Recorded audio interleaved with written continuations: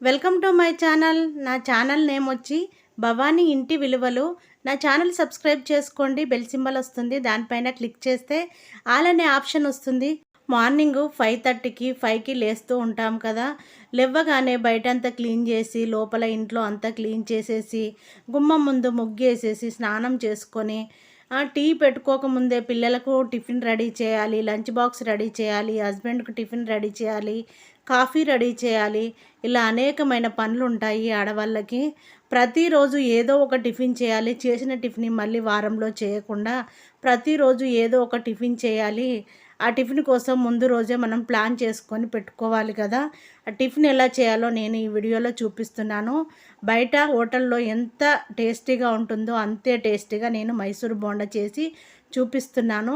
గిన్నె తీసుకోవాలి, అందులో 1/2 kg వరకు పెరుగుని వేసుకోవాలి, 1 స్పూను బేకింగ్ పౌడర్ని వేసుకోవాలి, 1/2 స్పూన్ వరకు ఉప్పుని వేసేసుకోవాలి, 2 పావుల వరకు ఆయిల్ని పోసుకోవాలి. మొత్తము మిక్స్ అయ్యేలా కలిపి 1 అవర్ వరకు పక్కన పెట్టేసుకోవాలి. 1 అవర్ తర్వాత మూత తీసుకొని ఇప్పుడు ఒక బేషన్లో పోసేసుకోవాలి. ఎంత మంచిగా పొంగిందో చూడండి. ఇలా ఆయిల్ అంతా సపరేట్ అయ్యేంత వరకు పక్కన పెట్టేసుకోవాలి.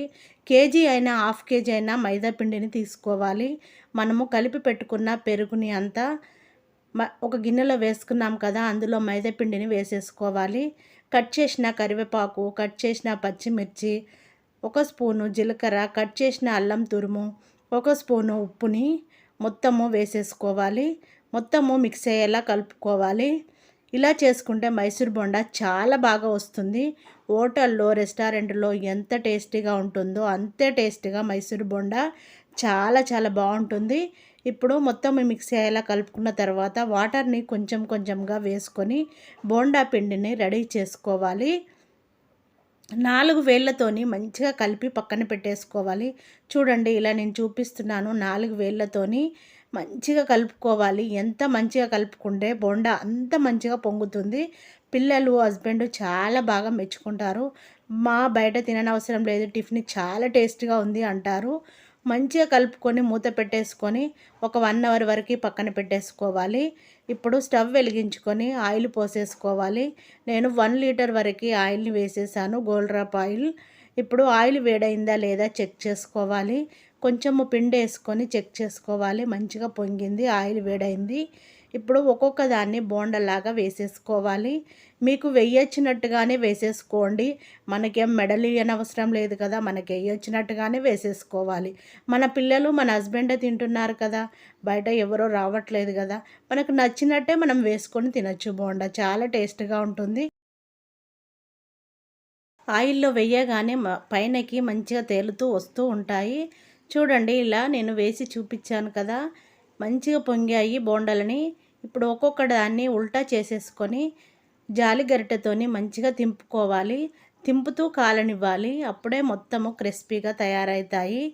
లోపల స్పాంజీగా, పైన క్రిస్పీగా చాలా బాగా వస్తాయి. లోపల పిండిలా ఉండి బయట పొంగేలా ఉండకుండా చాలా బాగా వస్తాయి. పైన క్రిస్పీగా, లోపల స్పాంజీగా చాలా చాలా బాగా వస్తాయి బోండా. మొత్తము కాలిన తర్వాత జాలిగంట తీసుకొని ఒక గిన్నెలో వేసేసుకోవాలి.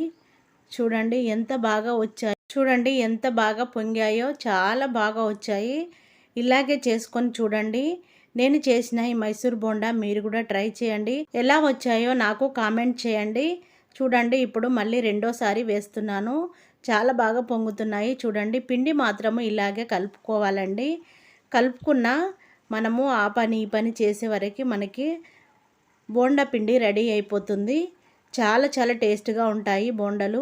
అన్నీ రెడీ చేసుకున్నాము. ఇప్పుడు సర్వ్ చేసుకోవాలి. బోండాలోకి పల్లీ చట్నీ అయినా కొబ్బరి చట్నీ అయినా చేసుకొని తింటే చాలా చాలా టేస్ట్గా ఉంటుంది. నేను కొబ్బరి చట్నీ చేశాను. చూడండి, కొబ్బరి చట్నీ వీడియో రేపు అప్లోడ్ చేస్తాను. ఎలా చేయాలో చూపిస్తాను.